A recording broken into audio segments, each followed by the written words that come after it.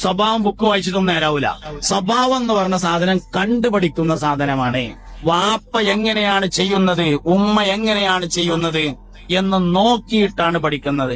4ാം ക്ലാസ്സിൽ പഠിക്കുന്ന ഒരു കുട്ടി അടുത്തിരിക്കുന്ന കുട്ടിനെ 4 കാലും വാലുമുള്ള സാധനത്തിന്റെ പേരാണ് വിളിച്ചാല് പെരേന്ന് ഒന്നുകിൽ ഉമ്മ വാപ്പാനെ വിളിക്കണത് കേട്ടതാണ്, അല്ലെങ്കിൽ വാപ്പ ഉമ്മാനെ വിളിക്കണത് കേട്ടതാണ്. അല്ലാതെ ഈ സ്വഭാവം വരൂല. സ്വഭാവം എന്ന് പറയുന്നത് കണ്ടുപഠിക്കുന്ന സാധനമാണ്. അതുകൊണ്ട് സ്വഭാവത്തിന്റെ പരിപാലനം ചെയ്യണം. അത് നിരന്തരമായ പരിശീലനങ്ങളിലൂടെ നേടിക്കൊടുക്കണം. മദ്രസിന്റെ അടുത്ത് കൂടെ ഇങ്ങനെ വാപ്പ മകനും കൂടിയും കയ്യും പിടിച്ചുകൊണ്ട് പോവുകയാണ്. അപ്പോൾ മോൻ വാപ്പാട് പറഞ്ഞു, വാപ്പ ഇന്റെ മദ്രസയാണിത് എന്ന് പറഞ്ഞു.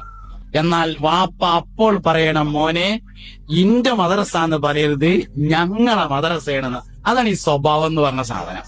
സംഭവം വളരെ നിസ്സാരമാണ്, പക്ഷെ ആ കുട്ടിയുടെ സ്വഭാവം അതിനനുസരിച്ചാണ് രൂപപ്പെട്ടു വരിക.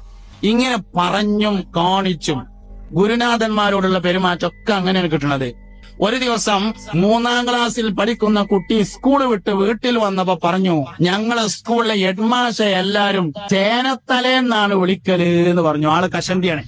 അതിൽ വാപ്പ പറഞ്ഞു, അത് അയാൾക്ക് പറ്റിയ പേരെന്നെയാണ്. ഏത്? ഇവന്റെ സിറാത്ത് പാലം കിടക്കുമ്പോ ഈ കുട്ടി കയ്യമ്മ പിടിച്ചാണത്രേ ഓലത്തും. അത് അപ്പ തിരുത്തി കൊടുക്കണം. അപ്പ തിരുത്തണം, മോനെ ഗുരുനാഥന്മാരെ കുറിച്ച് അങ്ങനെ പറയാൻ പാടില്ല, വാപ്പാക്ക് അത് ഇഷ്ടമല്ല.